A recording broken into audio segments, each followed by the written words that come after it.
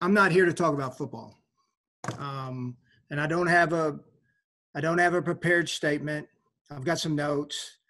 But I'm just going to talk about, how we're feeling, how I'm feeling, kind of what I've experienced here over the past 10 days. Watching what's going on in our country, then watched what happened, the last 2 days, and which, look, I've been in this league 20 years and might have been as impactful of 2 days that I've ever been a part of. And I'm proud of the leadership that we have in terms of Frank Wright, what he stands for as a man. He stands for everything that's right. And to watch him lead right now makes me very proud. To watch our players speak with what's on their hearts and on their minds makes me very proud. To watch David Thornton, one of the unsung heroes of our organization, lead the charge for change. He's a special human being. He's a special person. I consider him a close friend, and just lucky to have him around and on our team. Feel very fortunate. But I can't sit here and remain silent, because that's exactly what we've done every time our Black community screams and yells for help. We have to end social injustices and racial inequalities. We have to end the police violence against our Black communities. Black lives matter. I don't understand why that's so freaking hard for the white community to say. Black lives matter. I've been ignorant. I've been ignorant to the real problem. And I'm ashamed of that. I just came to the realization here over the last 10 days with some really hard, difficult conversations that we've had as an organization, as a team, with my family, with my sons. And I've been ignorant to the real problem. See, this is not a Black problem. This is a white problem. This is an issue that we have to talk about. And we can't sugarcoat it. We can't sugarcoat our way out of this. We can't go back into our bubble, because that's what we've always done. We've always gone right back into our bubble, and we've never really listened. We haven't listened. I haven't listened. We haven't listened as a country. White America refuses to listen. We want to keep things the same, and it can't. Or we'll continue down the same path we're continuing down. And that has to change, and nothing will change until we do that. I'm ashamed of that. I'm embarrassed by that. I pride myself on connecting and really getting to know people and caring for them. And look, don't get me wrong.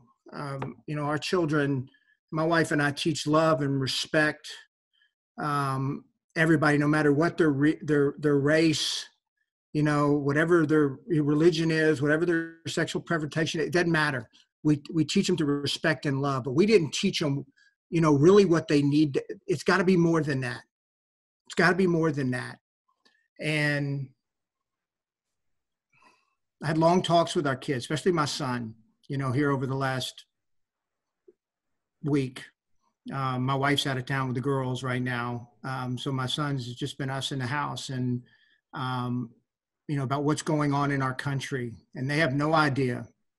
That's my fault. That's my fault as a father. It starts when they're young. It starts in our families. Kids are not born to hate. They're not. They don't have any clue about race. They're taught it. They're taught it at home. And when I hear stories, it breaks my heart. Like the last 2 days, listening to our players talk, listen to our coaches talk. Well, what kind of place do we live in where they feel uncomfortable buying a car and afraid that they're going to be racially profiled because of what they're driving? What kind of country and place do we live in where a Black man and his family go into a restaurant and they get second looks? It's not a good place. I was ignorant to the fact. I knew it, but I was ignorant to the fact that it was happening. And shame on me. That won't happen again. We're going to stand up for what's right. We're going to stand up for what's right as an organization. People deserve it. This is about humanity, about human rights. This is about human lives we're talking about here. How can you got to have some empathy for the human life. We're all the same. Like, I was naive to this. Like, I'm very naive because I think, well, okay, I don't see color, but I'm naive to think that everybody else is the same way. And then there's little things that I did that I didn't realize that was hurting other people. You know, we've had some great talks. You know, when I got to listen to a close friend that I've worked with for a long time tell me, and I talked to him and his wife last night, you know, tell me that, you know, the things they've had to deal with over time. And for me to not be empathetic for that is just flat wrong. You know, explaining to my kids, they didn't understand the protest and the violence. You know, I explained to them, look, people are trying to peacefully protest, but they're screaming and yelling for help. Like, I didn't agree with the violence, but I understood it. Like, I understood the violence. They're screaming for help. They want our help. Look at the signs. I can't breathe. Stop killing Black people. They're screaming for help, and it's our job to help. If you've got any decency in you, you got to want to help. And that's our duty. That's what this country's about. That's what this country was built upon. How do we, and I'm gonna read, because it said, I mean, look, this is in our, we hold these truths to be self-evident that all men are created equal, that they are endowed by their Creator with certain unalienable rights, that among these are life, liberty, and the pursuit of happiness. Well, that ain't happening right now. That's not happening. We can sit here and say, oh, yes, no, it's not. It's not. How does the Black community, and this is how I kind of explained it to my son the other day. How does the Black community feel when they see George Floyd with a knee on his throat and dying because of it? Then to have 3 people watch it, 3 other people watch it and not do anything. That's like, that's what we're doing right now as a country. We're watching it and we're not doing anything about it. That makes me sad. To have a fear that every time you live every day, you come into contact with a police officer, when a Black American comes into contact with a police officer and they're scared and they're fearful of what could happen, that is wrong. That is dead wrong. This is how I put it to my son the other day. I said, okay, close your eyes. And I want you to think about this. Police officer's got a man, got his knee on him. He's choking him. He's sucking all the air out of him. And I want you to think that's your father, who's white. Think of what your reaction would be. And think about seeing that over and over again. What would your reaction be? You'd be angry. You'd be hurt. I want to thank all our players, all of them, every single freaking one of them. They brought it to light. And look, I thought Jacoby Brissett put it best when he said, you're either part of the problem. I mean, you're either part of the solution or you're part of the problem. And for us to sit here and remain silent, you're part of the problem. I want to do my part. I know we can't fix this overnight.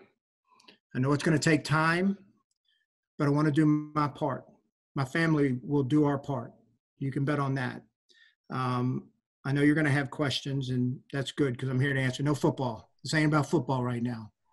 Football come, and that'll play itself out, and we'll have a good season. We got a good football team, but we're here to talk about life right now and the problems we have in this country. So I'll take any question you got. All right, Joel, you want to start? Yeah, Chris. Frank said the other day that he would never try to restrict a player's individual expression. And it's not completely fair to you to ask you to talk about the entire NFL, but do you feel that the NFL in the past has restricted that for some players, specifically, with Colin Kaepernick kneeling and everything like that? I don't know if I'll say it this way. Well, like ever, we didn't listen. I didn't listen in 17. I didn't listen to Darius. I love Darius Butler. He tried to explain it. I thought I heard it. I didn't hear it. We didn't listen. All right, Zach Kiefer. Chris, you hit on this, but what did you learn the last 2 days in those meetings that you didn't know before those meetings? We have guys hurting, really hurting. That makes me sad, man. I mean, they're hurting. And I didn't see it. See, Don Patterson, who I'm close with and known for years in Kansas City and does some work for us, Don Patterson made a great point. It's one of the things I love about football. Like, the locker room is really a special place, man. It doesn't matter your color, your religion. It doesn't matter. Like, they got to come together as a team, and it doesn't matter what your color, your race. It's one of the great fair places. Might be one of the last pure fair places we have.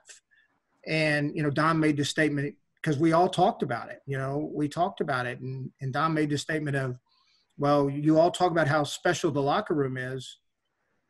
Why can't we take the locker room to the world? Well, absolutely. It's one of the great things about this game. And easier said than done, but he's right. Why? If everybody in America could experience what our kids do in that locker room, they would understand better, because they all come together. But here's the problem. When our black players walk out of the locker room, it changes. Their mindsets change, because now they're in protection mode. And a lot of them said they're numb. They become numb to the looks. They become numb to when they walk on an elevator and somebody moves the other way just because of the color of their skin. They become numb when they go to a restaurant and people give them a double look. They become numb to that. That's a shame. That sucks, man. That freaking sucks. That sucks. All right, Kevin Bone. Chris, obviously your word's been really powerful. What actions do you want to see your team take here in the coming days, months? Glad you asked that. So David did this before any of this. So he reached out to the Players Coalition, which was created by Anquan Bolden and Malcolm Jenkins in combination and working with the league. And I was really impressed by their approach and what they want to do. We're going to work with them. And I was blown away listening to them yesterday, but they got a great approach to the structural changes to a variety of problems that plague the Black community, including criminal justice reform, police and community relations. And we're really looking forward to drawing upon their expertise and guidance on these critical issues. They're going to work with us, and we're going to work with them. And I encourage the entire league to reach out and use them, because they're outstanding and they stand for the right things. I mean, I listened to Anquan Bolden talk and his group of experts and was blown away by the work they had put in and the things that they're doing. Change will not be easy, and it's going to take all of us, and it's going to take all of us working together to create this change. And it's not going to happen overnight. It's going to take us, the power to vote, to really dig in on the issues and to know who we're voting for, and do they stand for the right things? Do they stand for the right things? There's things brought up that I had no idea. I just felt stupid for not having an idea about what was going on. We got two more. Jim Aiello.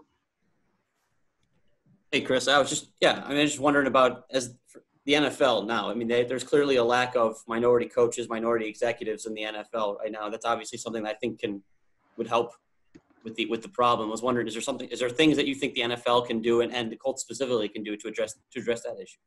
Oh, look, let me say this. Jim Irsay is outstanding. He stands for all the right things too. And look, I think we got to continue to put people in position to succeed. Jim Irsay has a great history, and he didn't hire these men because they were African American and Black. He hired them because they were great coaches, they were great leaders. Tony Dungy, I mean, this guy's in the Hall of Fame. Freaking kidding me? Jim Caldwell. I mean, these guys are great coaches. So I think we continue to develop, and we've got some young coaches on our staff that I think are really good to develop. But there's no doubt we need to do more as a league. We need to continue to develop and get guys in position where they can succeed. Last one here is Bob Kravitz. Got to unmute, Bob. All right. Sorry about that. You mentioned that in 2017, you did not completely understand the whole Kaepernick thing.